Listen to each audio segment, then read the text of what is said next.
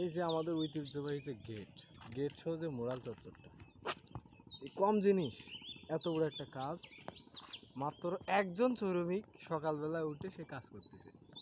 কতজন শ্রমিক ইমরান? একজন একজন শ্রমিক পুরো একটা প্রজেক্টের কাজ করতেছে একা একা উঠে। কি করতেছে? ওই যে মোরাল চত্বরের গোড়ায় যে একটা রড দেখতে পাইছিস, ওই রড ভাঙতেছে। আর ওই যে একজন শ্রমিক মাত্র উঠলো ঘুম থেকে, এখন বাজে সকাল 8:30।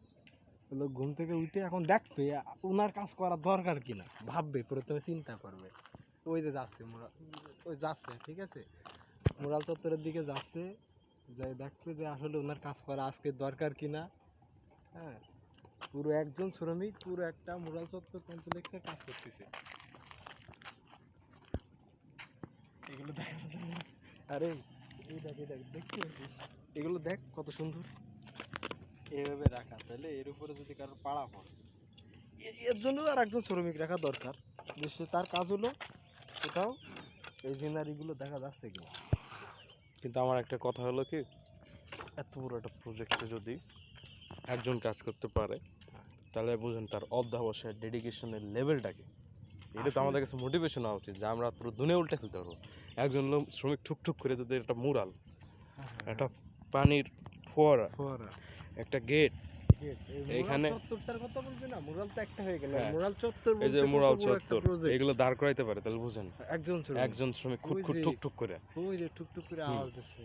হ্যাঁ, তাহলে আমরা কেন পারবো না?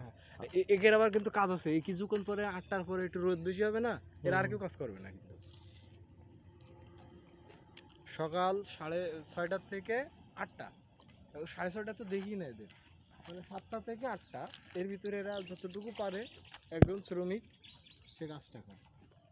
আচ্ছা, তোর যদি একটা ম্যাথ কই ইমরান, একজন শ্রমিক যদি একটা পুরো মুরাল চত্বর 6 বছরে কমপ্লিট করতে পারে, না ও ম্যাথটা ভুলে গেল, যদি 5 জন শ্রমিক, এরা মাঝে মধ্যে 4-5 জনও কাজ করে আবার দেখি, তো 5 জন শ্রমিক 4 বছরে যদি একটা মুরাল চত্বরের কাজ করতে পারে, তাহলে সেই কাজ একজন শ্রমিক কত দিনে করতে পারে? মনে হয় 20 বছরের মতো, নাকি 20 বছর। সুবহানাল্লাহ, কয় কি, এত তাড়াতাড়ি হয়ে গেল। হ্যাঁ, এ তো অনেক আগে হয়ে গেল। তার মানে বুঝতে হবে সে একজন লেগে থাকতে হবে। হ্যাঁ, আপন শক্তিতে কাজ হবে, আপন গতিতে। ঠিক আছে। সাইনিং আউট, ইমরান উইথ সবুজ ভাই।